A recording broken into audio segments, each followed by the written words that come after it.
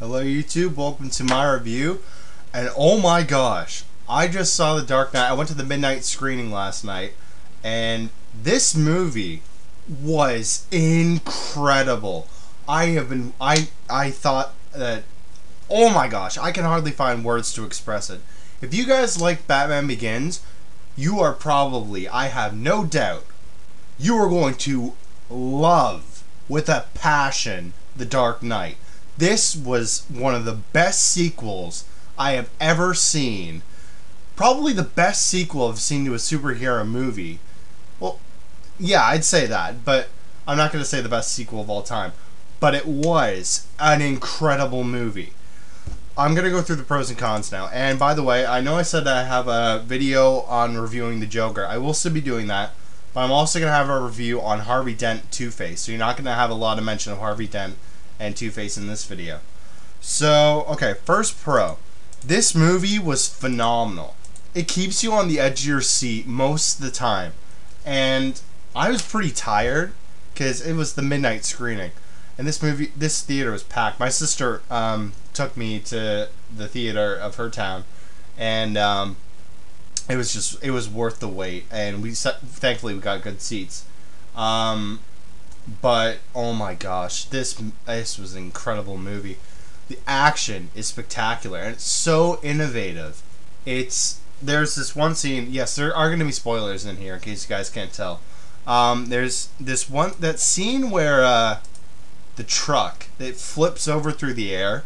I saw that in the trailer and I'm like, okay, that's pretty cool, but how are they going to do that? It's very innovative.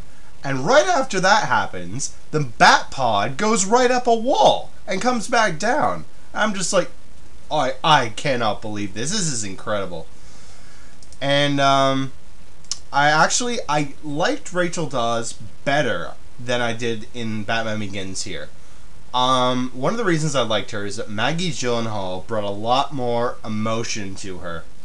And yeah, like I said, there are spoilers in here. And when she died, dude, guys, like, I felt so sad to see her go. I had a feeling she was gonna die, but I was so sad to see her go. Like, the moment that explosion went off, I went, oh my gosh. Like, I was so shocked. And yet I somehow I felt it was coming. One of the things I liked about the ending was that it clarifies what I think is one of the best definitions of Batman. Batman is, a lot of people, I think, not mistakenly think, but they just assume that Batman's a hero because he fights crime and stuff like that. I don't think Batman's a hero. Batman is in a breed of his own. Batman is the bridge between hero and vigilante, but I think vigilante is more like he's sort of he stands between, say, Iron Man and the Punisher, because I think they have a bit of similarities, the two of them, to Batman. And it really is this definition of what is Batman, and he's a Dark Knight. And that last line just gave me chills. It's a lot darker than the predecessor. I would not recommend this to any little kid. Like, I know I would have loved the Batman Begins as a little kid, but I would have liked this too. But I was scared like crapless with the Joker, and I'll mention more of that in the video. But not just the Joker, like other stuff in this movie scared the crap out of me. And it brings the detective element of Batman in a very interesting way, where he's trying to figure out what's going on, what's his plan that the Joker's got, and he's trying to piece everything together, and it keeps you guessing. It honestly does. It kept me guessing a lot. And I know I said that I didn't like the costume idea, but here I could hardly tell much of a difference, because it was dark most of the time, but I hardly paid attention to most of the costume. But I liked how it was. The only real difference I noticed was the different versions of technology he has. Like, he's got the sonar eyes, he's got the projectile arm blades and stuff like that. And I think it was very innovative subplots, honestly. This was, like, I had a feeling that this was gonna be, when they said that this plot was gonna be like, can Batman's crusade have an end? And I'm like, so let me get this straight. The Dark Knight is Batman No More. Wow, that sounds very, very familiar. But here, it's sort of like that, but it's for a reason, because Spider-Man, when he gives up in Spider-Man 2, he's like, I just can't do this anymore. And it's a bit selfish of him.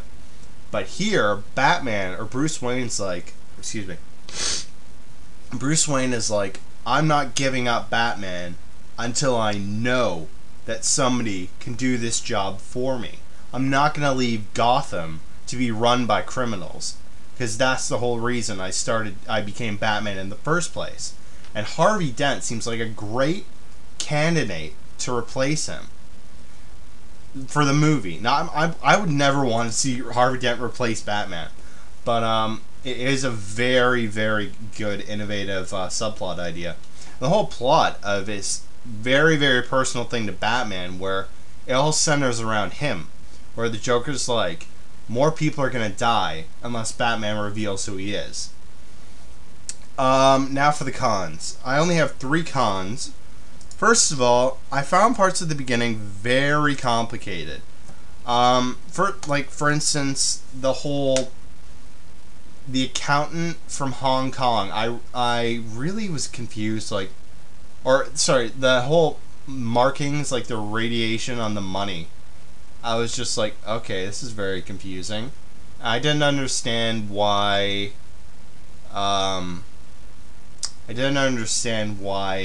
The police were so intent on finding the mob's money. Like, I didn't understand what has to do with the money that they're after so much, and it got a bit confusing, and it got a bit of a bit of the beginning didn't make sense to me. That whole thing where it's like, Jim Gordon is dead. I knew he wasn't dead because I'd seen scenes that weren't in the movie beforehand, where he's talking to the mayor with the Joker in front of him. And when I see TV spots or trailers like that, I tried to avoid the TV spots, but I saw the trailer and I'm like, first of all, he's not dead in the comics. Secondly, you're not gonna kill him off when all this space has not been filled yet. But I really don't understand what was the point of it. Why did they pretend that he was dead? And my final con is, I think this movie dragged on a bit longer than necessary. This felt like, okay, but one of the things I liked, it was sort of like the ending of Batman Begins, and if you look at it carefully, because the ending of Batman Begins sets up where Batman's going next. He's going to face the Joker. Here, it's sending this message where I thought it was going to be the next thing is Batman going to fight Two-Face in the third movie. That's not the case. But this ending where it's like this whole thing of this manhunt to get against Batman, and it's gone to a whole nother level. It's not just a subplot. It is one of the main plots. If there is a sequel, because I'm not sure if there is going to be a sequel. I hope there is, but I'm honestly not sure, because this was a very good movie and I don't know how they're going to top it. But I was at first going with the whole movie, when I was watching, I was like, oh my gosh, it was so much stuff, and I was like, oh my gosh, this movie's never going to end. But as it carried on, the action and stuff starts to lose its feel a bit. I'm just like, oh my gosh, this movie's never going to end. So I think that it did, like, the last half hour or 45 minutes, I think it was 45 minutes, like, it did drag on a bit. But I think that the ending, it was setting it up for the ending scene, which was important. So I think that it was a bit necessary, but I think some of the stuff could have been cut, or at least saved for the third movie. I don't know. I think that some of it should have been cut a bit. But overall, this movie was fantastic. This is the best Batman movie I have ever seen. And I think that it's a very good. I would recommend this to. I wouldn't recommend this to kids, but I'd recommend this to comic book fans, because even though there's not a lot of characters, from the comics that are new, you probably will like this. So that is my review on The Dark Knight, and I'll have reviews on Harvey Dent and Joker in responses to this. So see you guys, and bye bye.